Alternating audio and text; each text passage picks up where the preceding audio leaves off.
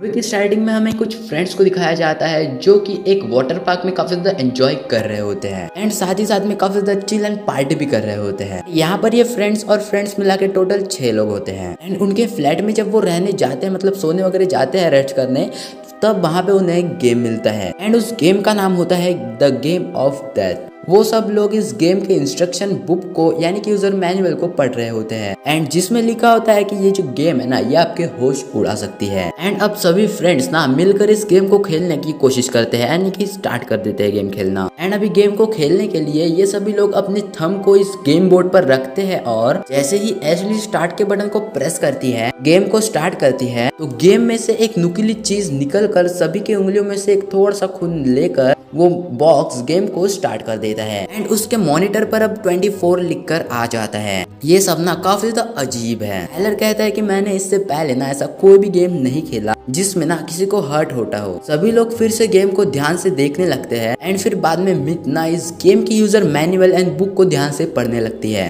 इसमें लिखा होता है कि भाई गेम के स्टार्ट हो जाने के बाद में ना कोई भी इस गेम को क्विट नहीं कर सकता एंड फिर नीचे लिखा होता है मारो या फिर मरो, सिर्फ मौत ही इसका समाधान है। इसको पढ़ लेने के बाद में भी ना सभी फ्रेंड्स इस गेम को काफी ज्यादा हल्के में ले रहे थे। उन्हें लगता है कि ये जो गेम है ना, ये भी आखिर एक बोर्ड गेम ही तो है। इसके बाद में ना इसे नजरअंदाज करके कुछ लोग बाहर जाकर अपने एंजॉयमेंट कंटिन्यू करने लगते हैं एंड अब उसके मस्ती करने के दौरान एंकर को उसके सर में ना बेहद तेजी से दर्द होने लगता है। ये काफी ज्यादा हार्ट पेन होता है एंड कुछ ही समय बाद मांस का सर ब्लास्ट हो जाता है एंड उसके ब्लास्ट होने जाने का या फिर उसका मरने के बाद गेम के अंदर से हमें 1 काउंट की आवाज आती है एंड काउंट 24 से 23 हो जाता है। बाहर सभी लोग थोड़ी देर के लिए कुछ भी नहीं समझ पाते कि भाई यहाँ पर हुआ क्या अभी। चारों और एंड फ्रेंड्स के आंख पर ब्लड ही ब्लड होता है। कैनी और बाकी लोग सभी को वापस से अंदर ले जाते हैं क्योंकि इन्हें अभी यही लग रहा है कि शायद दूर से किसी स्नाइपर चलाई होगी किसने और उसने इसको शूट किया है। मिथ खिड़की से बाहर झांक के देखने की कोशिश करते हैं बट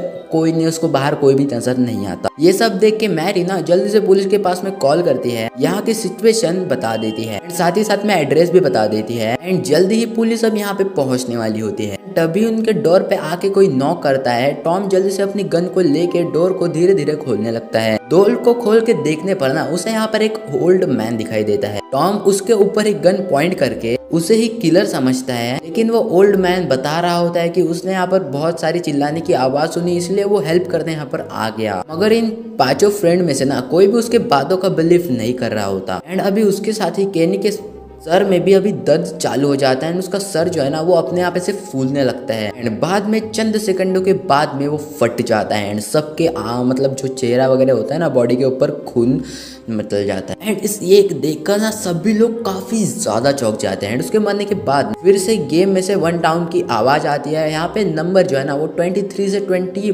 हो गया था। कौन अभी ये देखकर समझ गया है कि जो भी गेम के रूल बुक में लिखा हुआ है वो सभी सच होगा। गेम के मुताबिक ना यहाँ पर अभी किसी को मारो या फिर मरो। वो ये बात को समझ जाता है। यहाँ पर उसके सामने जो उनकी हेल्प करने के लिए ओल्ड मैन आया था उसकी ओर यहाँ पर गन पॉइंट करके उसे जल्दी से मार देता है। फिर से गेम में से एक काउंटडाउन होता है और यहाँ पे 22 से 21 हो जाता है एंड यहाँ पर अब सभी जो 4 फ्रेंड्स बचे हुए होते हैं ना वो समझ जाते हैं कि हमें जिंदा रहने के लिए ना सभी इन 21 बंदों को मारना पड़ेगा तभी हम जिंदा रह पाएंगे। हालांकि इनमें से 2 लोग ना कई इनोसेंट पीपल को नहीं मारना चाहते थे, लेकिन टॉम ना इन सभी को ऐसा करने के लिए फोर्स करता है एंड ये बाकी बचे चारों लोग ना डायलर की कार पे बैठकर अभी सब लोगों को मारने के लिए निकल जाते हैं। रास्ते में उन्हें ना उनके द्वारा बुलाई गई पुलिस आती दिखती है, मगर वो पुलिस को इग्नोर करते हुए और सामने चल देते हैं। कुछ ही दूर जाने पर इन्हें सड़क पर जॉगिंग करता हुआ एक लड़का दिखाई देता है। टॉम टाइलर से उस शख्स को कुचल देने के लिए कहता है। टाइलर ना ऐसा कुछ भी बिल्कुल भी नहीं करना चाहता था, लेकिन जिंदा रहने के लिए उसे ये सब तो करना ही पड़ेगा। बाद में वो उस बंदे के ऊपर कार चला देता है जिसकी वजह से उस शख्स की खतरनाक तरीके से मौत हो जाती है एंड यहाँ पे पूरा रोड पे खून ही खून हो जाता है। एंड इसी दौरान अभी एक और जॉगिंग करती हुई लड़की वहाँ पर आती है। वो इन सभी को देख लेती है जिसके बाद वो इस जल्दी से यहाँ से भागने लगती है। अगर टॉम के पास में गन थी और जब तक वो भाग पाती तब तक टॉम उसे गन शूट करके मार देता है एंड इसको मारने के बाद में अभी 19 लोग यानी कि 19 लोग मारने के लिए बचते हैं। लेकिन यहाँ पर अभी भी कुछ लोग बहस कर रहे होते हैं कि हम ऐसे ही लोगों को नहीं मार सकते यार। टॉम और मिथ ना दोनों एक साइड हो जाते हैं और टाइलर और एशली एक साथ हो जाते हैं। क्योंकि वो ऐसा बिल्कुल भी नहीं करना चाहते थे। एंड तब यहाँ पर अब फॉरेस्ट रेंजर की कार आती है, उसमें से एक लेडी रेंजर उतरती है और वो इन सभी की हालत देखकर पूछने लगती है यहाँ पर क्या हुआ है, तुम्हारे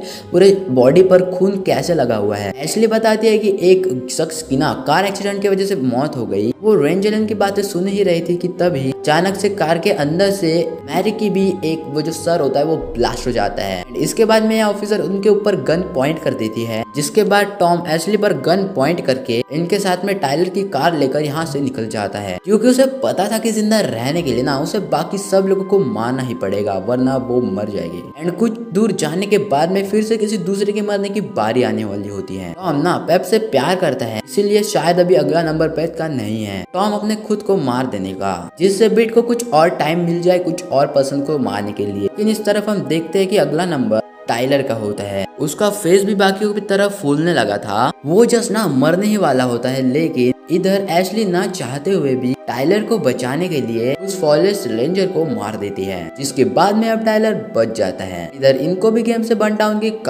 काउंट सुनाई देती है, लेकिन इनको ये नहीं पता होता कि मरा कौन है। उनकी कार में ना सभी लोग एक हॉस्पिटल की तरफ जा रहे होते हैं। इनको लगता है कि हॉस्पिटल में हमें काफी ज्यादा पेशेंट मिलेंगे, इसलिए वो जा रहे होते हैं। टाइलर की कार में जीपीएस लगा हुआ था, तो वो लोग इसे ट्रैप करते हुए एंड फॉलो करते हुए इनके पीछे पीछे आ रहे होते हैं। इधर टॉम और मिड इस हॉस्पिटल के अंदर पहुंचते हैं। इन लोगों ने मिलकर अब प्लान बनाया हुआ होता है, हम लोग हॉस्पिटल में जाकर वहाँ जो भी सख्त बीमार है उसे हम मार देंगे, हमारा गेम अभी पूरा करेंगे। ये लोग सोचते हैं कि जो बीमार पर्सन है, बीमार जो शख्स है ना, वो अभी मरने ही वाला है, तो हम मार देंगे तो हमारी जान बच जाएगी यार ऐसा। उसके बाद में अब मिड गन लेके हॉस्पिटल में चली जाती है, ना किसी और चीज के सोचे हुए वो फटाफट लोगों को मारने लग जाती है। दोनों लोग मिलते अपनी जान को बचाने के लिए ना यहाँ पर कई सारे लोगों को मार देते हैं। कुछ समय बाद में यहाँ पर अभी उनका पीछा करते हुए वैक्सिली और टाइलर भी यहाँ पर पहुंच जाते हैं। यहाँ की हालत को देखकर वो दोनों अब समझ गए हैं कि यहाँ पर क्या हुआ है। ये दोनों लोग अंदर आकर यहाँ की नर्स ओलिविया के पास चले जाते हैं। कैमरे सीसीटीवी कैमरे के ऊपर नजर रखने के अलावा सो रही होती है, इसलिए उसके ऊपर गन पॉइंट करके कहती है मैं तुम्हें ना कुछ भी नहीं करूंगी, बस तुम्हें पुलिस को कॉल करके बुलाओ।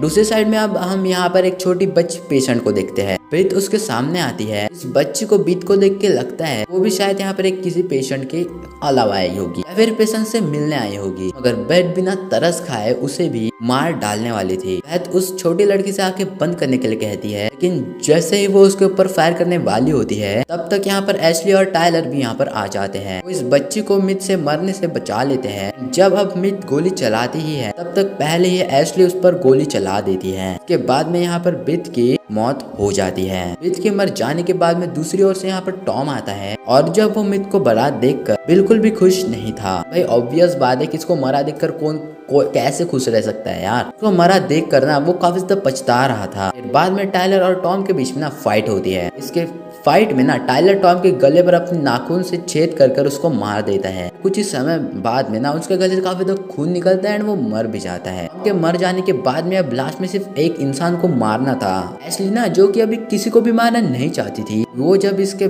मतलब ये गेम की ना विनिंग की इतने पास आ गई है, इस सिचुएशन पर आकर ना उसका माइंड भी पूरा स्ट्रक्चर चेंज हो जाता है और वो अपनी गन से टाइलर को शूट करके मार देती है। अंत में सिर्फ यहाँ पर एक एशली ही बचती है, जो कि अब ना वो इस गेम की विनर है फर्स्ट पर्सन। कुछ ही समय बाद, चंद मिनटों के बाद यहाँ पर पुलिस आ जाती है एंड वो लोग एशली को पकड़ लेते हैं। कुछ महीनों या फिर दिनों के बाद हम क्रिसमस के दिनों को देखते हैं, जहाँ पर हमें कई सारे गिफ्ट्स भी दिखाई देते हैं। एक कॉप इस गिफ्ट में से एक गिफ्ट को खोलता है, जिसके बाद में इस गिफ्ट में से वही गेम निकलती है। कॉप सभी से इसे खेलने के लिए कहता है, लेकिन इन सभी को बेचारे पर्सन्स को इस बात का अंदाजा भी नहीं है कि ये गेम कितनी ज्यादा डेंजर हो सकती है इनके लिए। एंड में यहाँ पर इस मूवी का यहाँ पर ही एंड हो जाता है। तो गाइस, ये था एक 2017 की हॉरर थ्रिलर मूवी का एक्सप्लेनेशन। मूवी का नेम है द गेम ऑफ डेथ। उम्मीद करता हूँ कि आप लोगों को इस मूवी का एक्सप्लेनेशन काफी ज्यादा पसंद आया हो, एंजॉय भी किया हो। मूवी का एक्सप्लेनेशन ना आपको पसंद आया हो, वीडियो को लाइक कर देना। चैनल पे अगर आप लोग न्यू हो तो सब्सक्राइब कर देना। तो आज की वीडियो में बस इतना ही। मिलता आपको अगली वीडियो में, तब तक के लिए बाय।